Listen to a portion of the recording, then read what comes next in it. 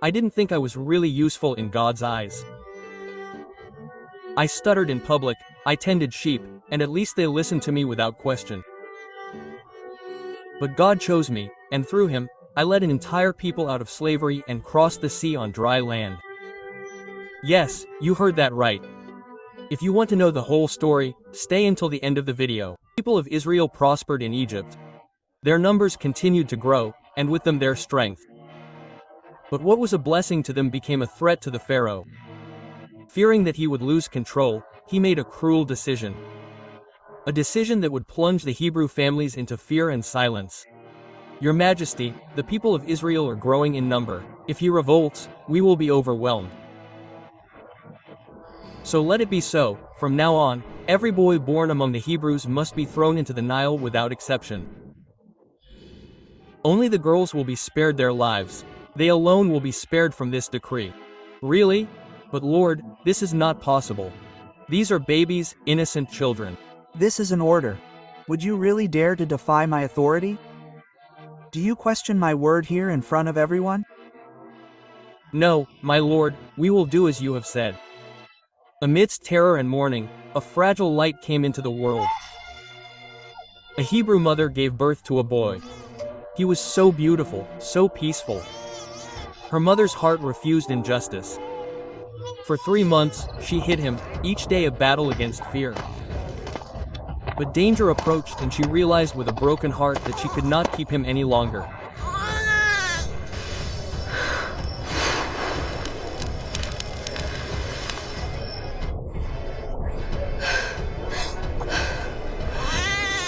No, I beg you, give me back my baby. You have no right to take him away from me. My son, you are so beautiful. I will not let anyone hurt you. Lord, protect him, hide him from their eyes. I beg you, 3 months where every day was a miracle. But I feel it, I will not be able to hide it much longer. With a heavy heart but filled with faith, the child's mother resolved to make one last gesture of love. She wove a basket of reeds, made it watertight and tenderly placed her son in it. Then, after a final kiss, she let him go, carried by the waters of an island. May God watch over you, my child. May he send you where I cannot go. I entrust you to God, little treasure. May his hands be safer than mine.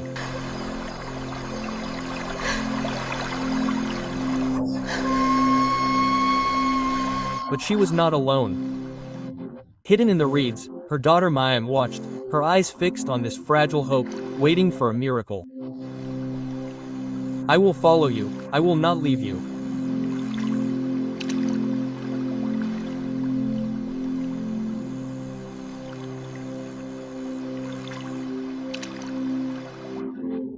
That morning, on the quiet and peaceful banks of the Nile, what seemed like an ordinary moment was about to become extraordinary. The pharaoh's daughter, who had come to bathe as usual, surrounded by her maids, suddenly noticed a strange basket drifting slowly among the reeds. We're going to bathe for a while. I really needed it. A little relaxation and calm is good for us.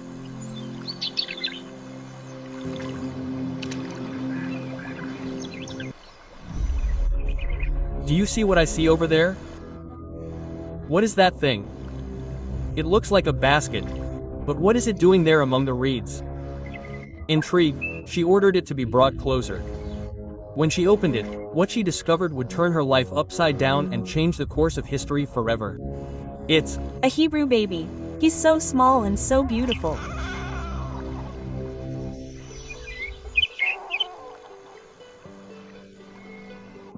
Princess, forgive me, but he must be a child condemned by your father's order. This baby shouldn't even be alive. You shouldn't take him with you. This could get you into serious trouble. No matter where he comes from or what the decree says, this child will live. I have found him and from now on I will raise him as if he were my own son. Nothing and no one will take him from me. The child's sister, who had been watching the scene from the reeds, cautiously emerged from her hiding place. Her heart pounding, she approached and said in a trembling voice, Madam, I am the sister of the baby you are holding in your arms. If you wish, I can go and find a Hebrew woman to nurse him and take care of him for you. Yes, go ahead. Find a woman who can take care of him and nurse him. This little one needs attention right now. Okay, madam, I'll be right back, I'll be quick. Quote.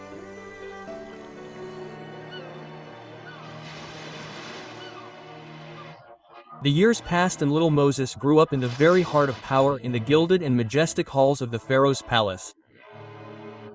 Raised as a prince, he received the best education, learning the arts, languages, and sciences of Egypt.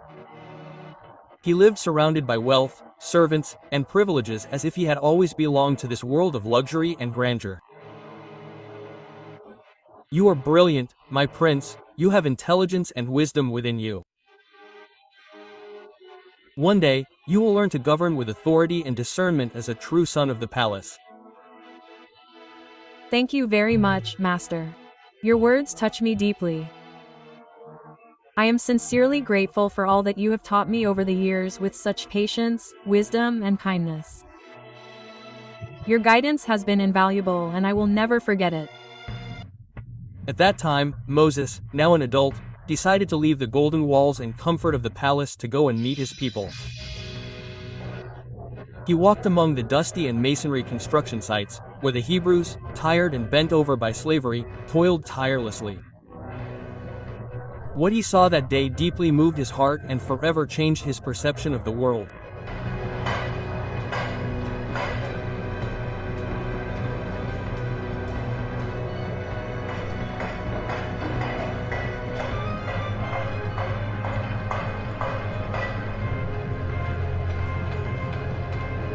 Have mercy, I am exhausted.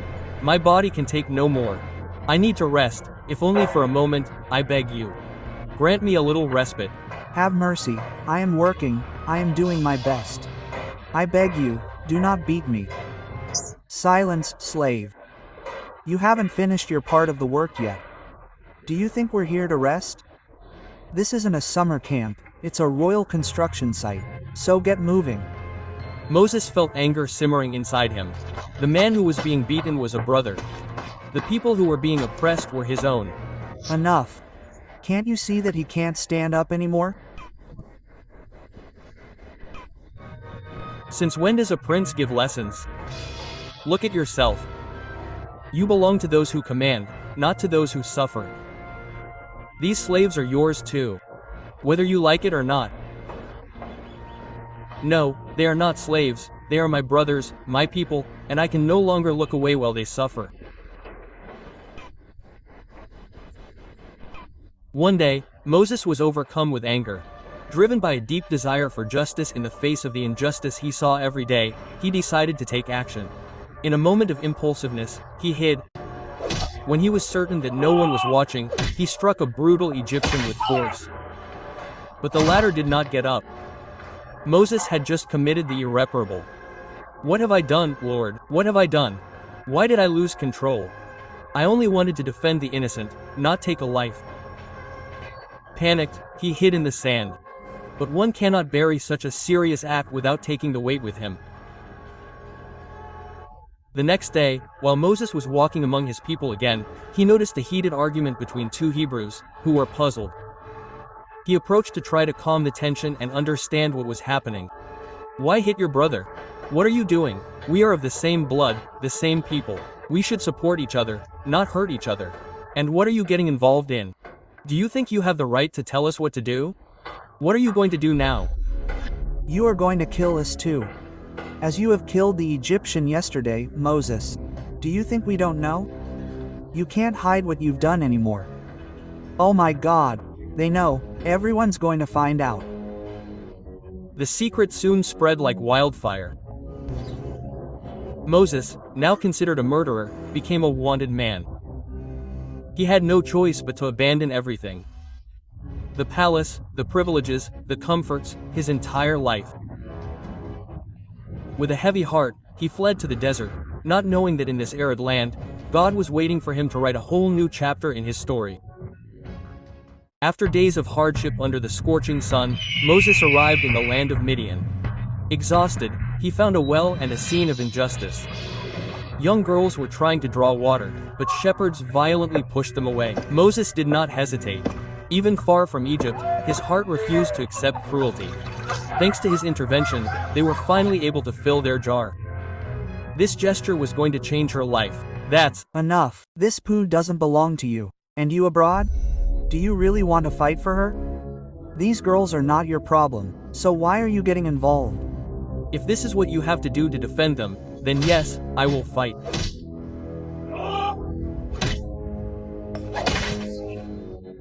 The next time you cross our path, you'd better change your path if you value your life.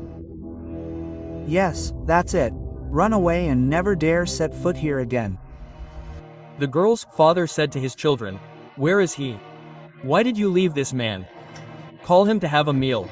Quote, Moses decided to stay with this man who gave him his daughter Zipporah as a wife. She bore a son and he named him Gershom. For, he said, I am a stranger in a strange land.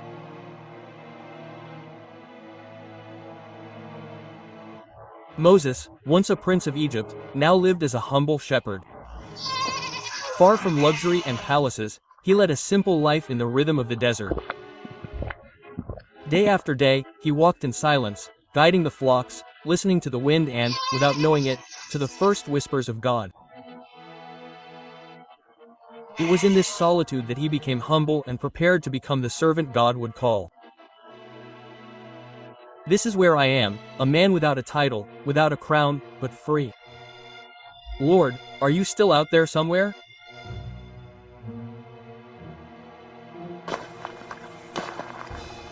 Moses was tending the flock of Gethu, his father-in-law, a respected man, a priest of Midian. One day, while guiding the animals through the arid lands, he led them far beyond the desert to a remote place.